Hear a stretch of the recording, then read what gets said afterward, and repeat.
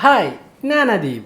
நம்ம யூடியூப் சேனலில் பார்த்தீங்கன்னா இது வரைக்கும் போட்டிருக்கிற எல்லா வீடியோஸுமே ஒரு கஸ்டமாக பில்ட் பண்ண ஒரு பிசியில் எடிட் பண்ணி தான் இந்த வீடியோஸ் எல்லாமே நான் அப்லோட் பண்ணியிருக்கிறேன். அந்த பிசியை பற்றின ரிவ்யூ தான் இன்றைக்கி இந்த வீடியோவில் நான் போட போகிறேன். அப்போ இந்த வீடியோவை கடைசி வரைக்கும் பாருங்கள். சப்போஸ் நீங்கள் பிசி பில்ட் பண்ண மாதிரி இருந்துச்சுன்னா இந்த வீடியோ மேபி உங்களுக்கு யூஸ்ஃபுல்லாக இருக்கும். அப்போ நம்ம வீடியோக்குள்ளே போகலாம். நான் யூஸ் பண்ணுற இந்த கஸ்டம் பில்டு பிசி பார்த்திங்கன்னா நானே தான் பில்ட் பண்ணேன்.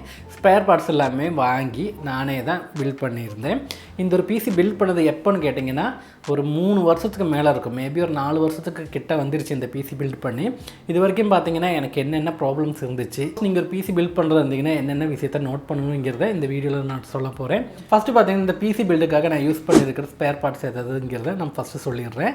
ஃபஸ்ட்டு நம்ம மதர் போர்டை பற்றி பார்க்கலாம். இந்த ஒரு பிசி பில்டுக்காக நான் யூஸ் பண்ணியிருக்கிற மதர் போர்டு பார்த்தீங்கன்னா அசூஸோட ப்ரைம் 450 MAங்கிற மதர் போர்டு தான் எடுத்துருக்கிறேன். இந்த ஒரு மதர் போர்டில் பார்த்தீங்கன்னா வைஃபை ப்ளூடூத் கிடையாது. சப்போஸ் நீங்கள் பில்ட் பண்ணுற மாதிரி இருந்துச்சுன்னா வைஃபை ப்ளூடூத் இருக்கிற மதர் போர்டாக பார்த்து வாங்குங்க. ஏன்னு கேட்டிங்கன்னா ஃப்யூச்சரில் உங்களுக்கு ரொம்பவே யூஸ்ஃபுல்லாக இருக்கும்.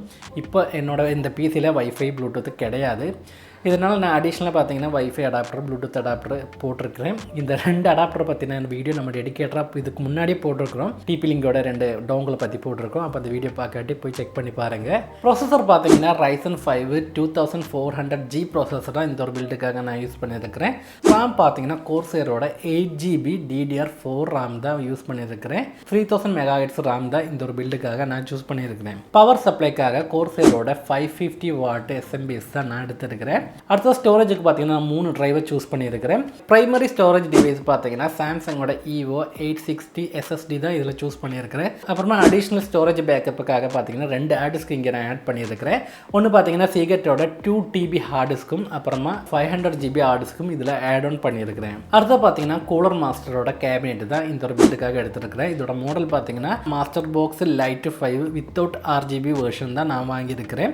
இதெல்லாம் தான் நான் இந்த ஒரு பிசி பில்ட் பண்ணுறதுக்காக நான் வாங்கியிருக்கிற ஸ்பேர் பார்ட்ஸ் எல்லாமே.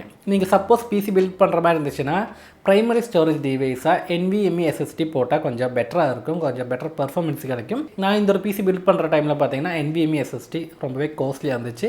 இப்போ கொஞ்சம் சீப்பாக கிடைக்கிது. அப்போ நீங்கள் பில்ட் பண்ணுறதா இருந்தீங்கன்னா NVMe SSDயில் பில்ட் பண்ணுங்கள், அது கொஞ்சம் பெட்டராக இருக்கும். இந்த ஒரு பிசி பில்டில் பார்த்தீங்கன்னா நான் RGB லைட்டிங்காக எக்ஸ்ட்ரா காசு எதுவுமே இன்வெஸ்ட் பண்ண கிடையாது. பியூர்லி பார்த்தீங்கன்னா ரொம்பவே பட்ஜெட்டாக கொஞ்சம் பர்ஃபார்மன்ஸ் வேணுங்கிறதுனால தான் இந்த ஒரு பிசியை பில்ட் பண்ணேன். RGB லைட் இதில் ஆட் பண்ணுறதா இருந்தோம்னா எப்படி இருந்தாலும் காஸ்ட்டு இன்னும் கொஞ்சம் அதிகமாக தான் இருக்கும். அதனால் RGB லைட்டு வேண்டான்னு நான் முடிவு பண்ணிவிட்டேன். அடிஷ்னலாக இருக்கிற ஆக்சரி பார்த்தீங்கன்னா மானிட்டர், UPS இதெல்லாமே இருக்குது.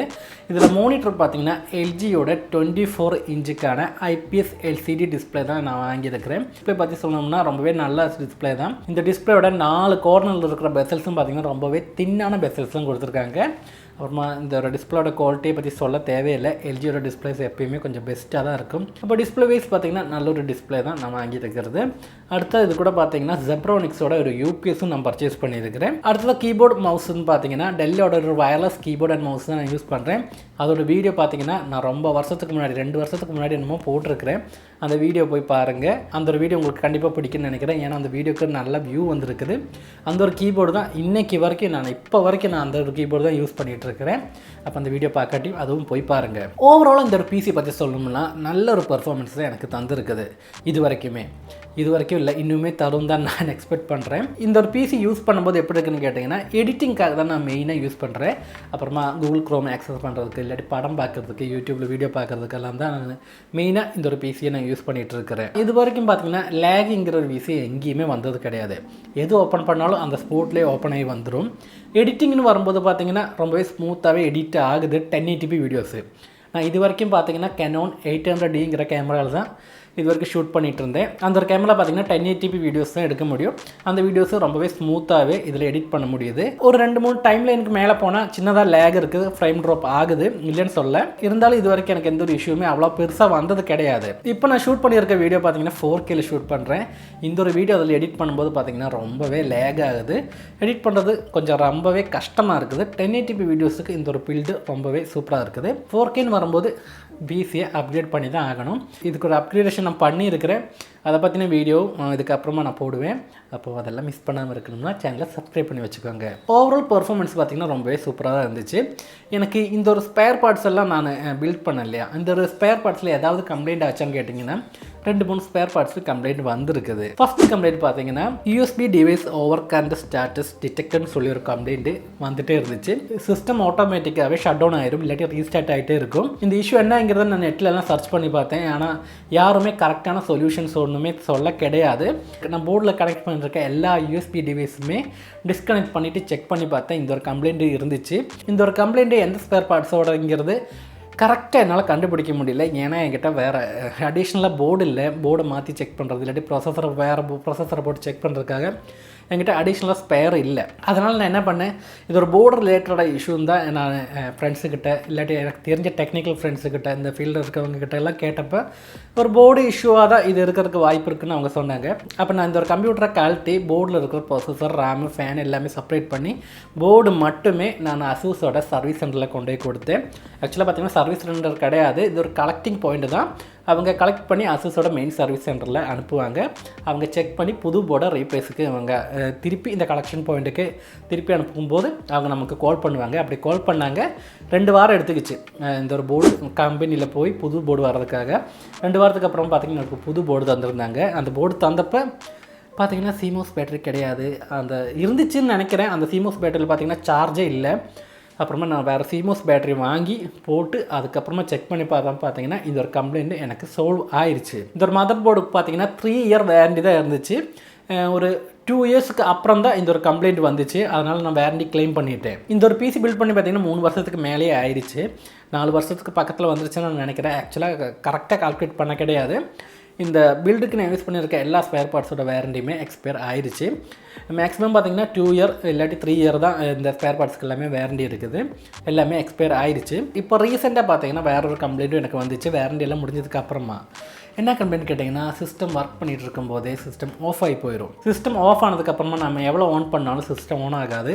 சிஸ்டத்தோட டோட்டல் பவர் சப்ளை கட் பண்ணதுக்கப்புறமா, அதாவது யூபிஎஸ்ஸை ஆஃப் பண்ணதுக்கப்புறமா ஒரு 2-3 நிமிஷத்துக்கு அப்புறம் பார்த்தீங்கன்னா சிஸ்டம் ஆன் பண்ணால் ஆன் ஆகும், மறுபடியும் ஆஃப் ஆகி போயிடும். ஆக்சுவலாக இந்த கம்ப்ளைண்ட் பார்த்தீங்கன்னா எஸ்எம்பிஎஸோட கம்ப்ளைண்ட்டாக தான் இருந்துச்சு. எஸ்எம்பிஎஸ் பார்த்தீங்கன்னா வேரண்டி முடிஞ்சிருச்சு. 2 வருஷம் தான் வேரண்டி இருந்துச்சு. கோர்சைரோட எஸ்எம்பிஎஸ் நான் போட்டிருந்தேன். எஸ்எம்பிஎஸ் ரிப்பேர் பண்ணுறதுக்கு பார்த்தீங்கன்னா எல்லா இடத்துலையும் கேட்டேன், எங்கேயுமே ரிப்பேர் பண்ண மாட்டாங்க. ரீப்ளேஸ் மட்டும்தான் பண்ணுறதுக்கான ஆப்ஷன் இருக்குதுன்னு சொன்னாங்க. அதுக்கப்புறமா பார்த்தீங்கன்னா நான் இப்போது கூலர் மாஸ்டரோட 550 வாட்டுக்கான எஸ்எம்பிஎஸ்ஸை இப்போ போட்டிருக்கிறேன். இப்போது சிஸ்டம் ஸ்மூத்தாக ஒர்க் ஆகுது. இந்த கூலர் மாஸ்டரோட இந்த 550 வாட் எஸ்எம்பிஎஸ்க்கு பார்த்தீங்கன்னா 4500 4200 பக்கம் வந்துருக்குது. இதில் பார்த்தீங்கன்னா 5 இயர் வேரண்டி இருக்குது. இந்த ஒரு பிசி பில்ட் பண்ணும்போதே 5 இயர் வேரண்டி இருக்கிற எஸ்எம்பிஎஸ் நான் வாங்கியிருந்தேன்னா மேபி ஃப்ரீயாகவே இந்த ஒரு எஸ்எம்பிஎஸ்ஸை என்னால் மாற்றிருக்க முடியும், வேரண்டி கிளைம் பண்ணியிருக்க முடியும். அன்றைக்கி வேரண்டியை பற்றி நான் அவ்வளோவா கவனிக்க கிடையாது. கொஞ்சம் கம்மியான காசில் பிசி பில்ட் பண்ண தான் நான் நினச்சிட்டு இருந்தேன். அன்றைக்கி 5 இயர் வேரண்டி இருக்கிற எஸ்எம்பிஎஸ் இருந்துச்சுன்னு எனக்கு சின்ன டவுட்டாக இருக்குது. ஏன்னா நான் அவ்வளோக்கா நோட்டீஸ் பண்ணல. மேபி நீங்கள் பிசி பில்ட் பண்ணுறதா இருந்தீங்கன்னா மேக்ஸிமம் 5 இயர் வேரண்டி இருக்கிற ஸ்பேர் பார்ட்ஸாக வாங்கி போகிறதுக்கு நீங்கள் முடிஞ்ச அளவுக்கு ட்ரை பண்ணுங்கள். நீங்கள் நினைக்கலாம் 3 வருஷம் இருக்குது, 3 வருஷம் அப்போ பார்த்துக்கலாம்னு நினைக்கலாம். 3 வருஷங்கிறது பார்த்தீங்கன்னா இப்படிங்கிறதுக்குள்ளே முடிஞ்சிடும். எனக்கு அப்படி தான் இருந்துச்சு. திரும்பி பார்க்கும்போது பார்த்தீங்கன்னா 3 வருஷம் முடிஞ்சு வேரண்டியெல்லாம் முடிஞ்சிருச்சு. நீங்கள் பிசி பில்ட் பண்ணுறாருந்தீங்கன்னா மேக்ஸிமம் 5 இயர் வேரண்டி இருக்கிற ஸ்பேர் பார்ட்ஸாக வாங்கி போடுங்க.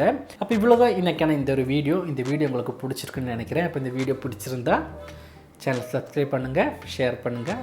அப்புறமா இந்த வீடியோ பற்றின கமெண்ட்ஸை கீழே கமெண்ட் பண்ணுங்கள். உங்களுக்கு ஏதாவது டவுட் இருந்துச்சுனாலும் கீழே கமெண்ட் பண்ணுங்கள். அப்புறம் நம்ம அடுத்த வீடியோவில் பார்க்கலாம். பாய்.